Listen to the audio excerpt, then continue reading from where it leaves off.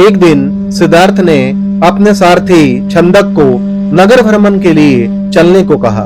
छंदक ने तुरंत राजकुमार के प्रिय घोड़े तंथक को तैयार किया।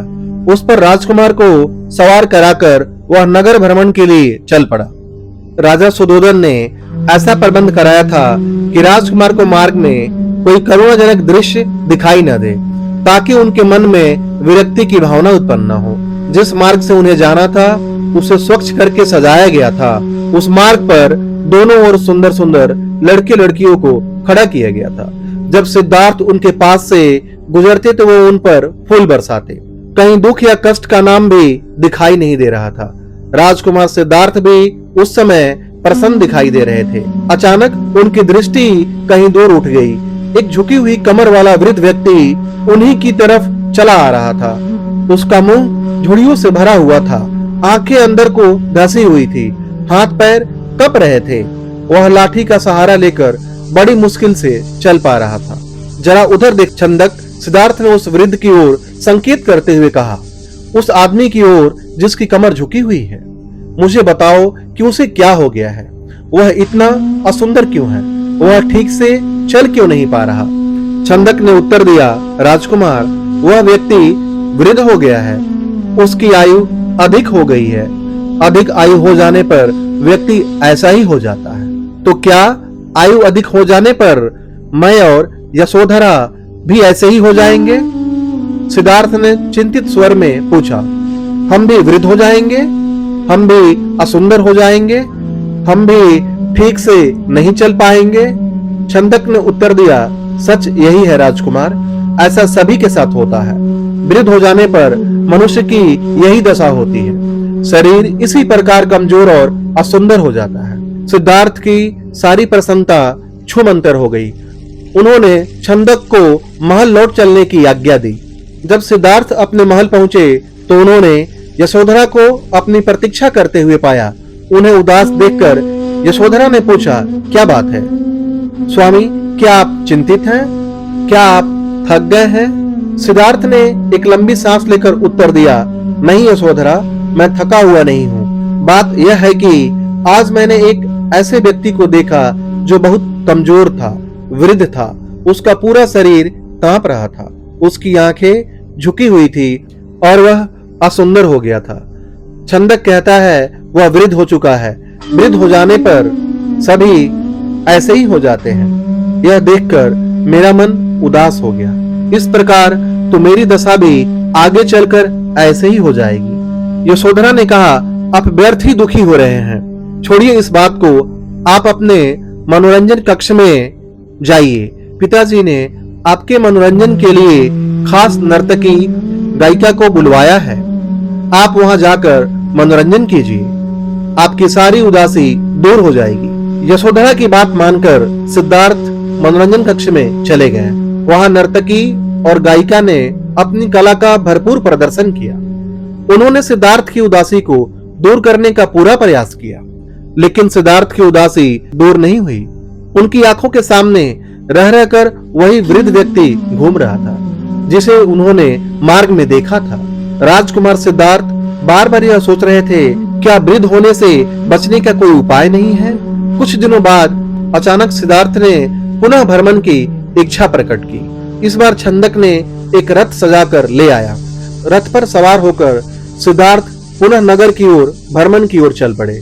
इस बार छंदक पूरा प्रयास कर रहा था कि राजकुमार को कोई करुणाजनक दृश्य दिखाई न दे, लेकिन जो होना होता है वह होकर ही रहता है।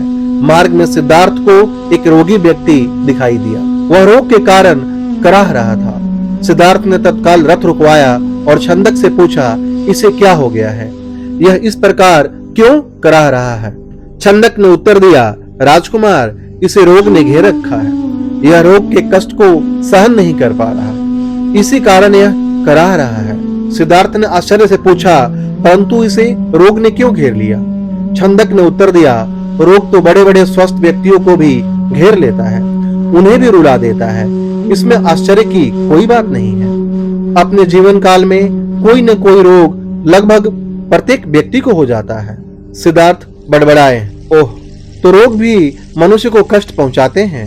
इनसे भी मनुष्य नहीं बच सकता, मैं भी नहीं बच सकूंगा। जब मुझे भी कोई रोग हो जाएगा तो मैं भी इसी तरह दर्द से कराहूंगा। छंदक ने रथ को आगे बढ़ाया। थोड़ा आगे चलने पर सिद्धार्थ को एक शवयात्रा जाती हुई दिखाई दी। उन्होंने पुनः छंदक से प्रश्न किया, यह कैसा दृश्य है? 4 व्यक्ति अपने कंधों पर किसे लेकर जा रहे हैं? इनके पीछे कुछ लोग रोते हुए क्यों जा रहे हैं? छंदक ने उत्तर दिया, राजकुमार, यह व्यक्ति मर गया है। यह चारों इसके संबंधी है। ये इसके शव को उठाकर शमशान में ले जा रहे हैं। जो पीछे पीछे रोते हुए जा रहे हैं वे इसके कुटुंब के लोग हैं। शमशान में इस मृतक शरीर को जला दिया जाएगा। सिद्धार्थ ने अगला प्रश्न किया, यह व्यक्ति क्यों मर गया? छंदक ने कहा, मृत्यु इस संसार का एक अटल सत्य है। मृत्यु ने आज तक किसी को नहीं छोड़ा। कोई भी व्यक्ति किसी भी समय मर सकता है। यह सुनकर सिद्धार्थ का दिमाग घूम गया। वह ठंडी सांस लेकर सोचने लगे, क्या इसी को जीवन कहते हैं, जिसमें मनुष्य को तरह तरह के रोग घेर लेते हैं, जिसमें कभी भी मृत्यु का आगमन हो सकता है। मनुष्य जब वृद्ध हो जाता है तो वह दुर्बल और असहाय हो जाता है। उसके शरीर को जलाकर भस्म कर दिया जाता है। क्या जीवन के इन भयानक दुखों से छुटकारा नहीं मिल सकता? इसका कोई तो उपाय होगा। सिद्धार्थ मन ही मन ऐसा सोच रहे थे। तभी उन्हें एक सन्यासी दिखाई दिया। उसने भगवा वेश धारण कर रखा था। साधना और तपस्या के कारण उसका मुखमंडल चमक रहा था। उसके होठ मुस्कुरा रहे थे। सिद्धार्थ को वह संसार का सबसे प्रसन्न व्यक्ति दिखाई दिया। उन्होंने छंदक से पूछा, यह स्वस्थ और तेजस्वी व्यक्ति कौन है? छंदक ने उत्तर दिया, यह एक सन्यासी है। इसने संसार के सभी सुख का त्याग कर रखा है। इसने संयम द्वारा अपनी इंद्रियों को वश में कर रखा है। यह ईश्वर की तपस्या साधना करता है। तपस्या के कारण ही इसका मुखमंडल चमक रहा है। इसके मुख पर तेज है। सिद्धार्थ को जैसे अपने सभी प्रश्नों का उत्तर मिल गया हो। वह एकदम शांत हो गए। उस सन्यासी के दर्शन मात्र से ही उनके मन का सारा कलेश दूर हो गया। उन्होंने मन ही मन सोचा, रोग, बुढ़ापा तथा जन्म मरण के कष्ट से छुटकारा पाने का उपाय संयम, त्याग तथा तपस्या है। जीवन का सार सत्य की खोज करना है। संसार के सभी सुख नकली है। मैं अब झूठे सुखों में नहीं फंसूंगा। मैं उस तेजस्वी सन्यासी की तरह बनूंगा। रथ अपने पूरे वेग से दौड़ता रहा और उससे भी अधिक वेग से दौड़ता रहा सिद्धार्थ का मन। उन्हें बार बार उस सन्यासी का ध्यान आता था। उनके मन में विरक्ति की भावना बढ़ते ही जा रही थी। जब सिद्धार्थ राजमहल में लौटे तो उन्हें एक शुभ समाचार मिला। यशोधरा ने स्वस्थ व सुंदर पुत्र को जन्म दिया था। दास दासियों ने सिद्धार्थ को घेर लिया और उन्हें बधाइयां देने लगे। उन्हें यह आशा थी कि सिद्धार्थ से उन्हें पुरस्कार मिलेगा, लेकिन सिद्धार्थ पर इस शुभ सूचना का कोई प्रभाव दिखाई न दिया। चारों ओर हर्ष का सागर लहरा रहा था। पूरे राजमहल में बधाइयों के स्वर गूंज रहे थे। वहां राजा सुधोधन और रानी प्रसन्नता से पागल हुए जा रहे थे। वे बधाई देने वालों को मुंह मांगा पुरस्कार दे रहे थे। कपिलवस्तु में नए राजकुमार के जन्म लेने के उपलक्ष्य में नाच गाने व उत्सव होने लगे, लेकिन सिद्धार्थ को उनमें कोई रुचि न थी। वह उदास अपने भवन में घूम रहे थे। उनके मन में संघर्ष चल रहा था। वे किसी भी उत्सव में सम्मिलित नहीं हुए। अपने नवजात पुत्र से भी मिलकर सिद्धार्थ को प्रसन्नता न हुई। उनका मन सब कुछ त्याग कर शांति व सत्य की खोज करना चाहता था। एक रात आषाढ़ की पूर्णिमा का चंद्रमा पृथ्वी पर अपनी शीतल चांदनी बिखेर रहा था। राजभवन से यशोधरा अपने पुत्र को छाती से लिपटाए सुख की निद्रा सो रही थी। दासियां भी अपना कार्य समाप्त करके गहरी निद्रा का आनंद ले रही थी। सिद्धार्थ अपने बिस्तर से एकाएक उठ खड़े हुए और भवन से बाहर चले गए। भवन से बाहर निकलकर वह सहसा ठिठके। उनके मन में एक बार यशोधरा व राहुल को देखने की इच्छा उत्पन्न हुई। वह वापस जाने के लिए मुड़े, परंतु जिस प्रकार कोई सर्प अपनी केंचुली को उतारकर उसकी ओर नहीं देखता, वैसे ही सिद्धार्थ ने भी अपने मोह को एक ही झटके से त्याग दिया। धीरे धीरे सिद्धार्थ चलते हुए वहां जा पहुंचे जहां उनका सारथी छंदक सो रहा था। सिद्धार्थ ने उसे जगाया। छंदक ने चौंक कर अपनी आंखें खोली। वह निकट बंधे कंथक घोड़े ने भी हिनहिनाकर सिद्धार्थ की ओर देखा। छंदक ने आश्चर्य से कहा, राजकुमार आप और यहाँ, वह भी रात के इस समय? सब कुछ ठीक तो है ना? सिद्धार्थ ने आदेश दिया, छंदक तुरंत रथ तैयार करो, मैं इसी समय राजभवन से बाहर जाना चाहता हूँ। छंदक ने ध्यानपूर्वक सिद्धार्थ की ओर देखा। वह कुछ पूछना चाहता था, परंतु पूछने का साहस न कर सका। रथ को तैयार करके वह सिद्धार्थ के निकट ले आया। सिद्धार्थ रथ पर सवार हुए तथा छंदक को नगर से बाहर वन की ओर चलने के लिए कहा। चारों ओर गहरा अंधकार था, वहां सन्नाटा छाया हुआ था। जंगली जीव जंतुओं की आवाजें कभी कभी सन्नाटे को भंग कर देती। वातावरण बहुत डरावना हो जाता। घने जंगल के निकट सिद्धार्थ ने छंदक को रथ रोकने का आदेश दिया। रथ रुकते ही सिद्धार्थ नीचे उतर आया। सामने ही यमुना नदी अपने पूरे वेग से बह रही थी।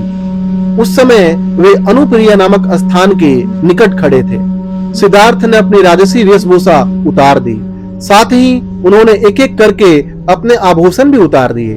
अपने वस्त्र व आभूषण उन्होंने छंदक को दे दिए तथा लौट जाने का आदेश दिया।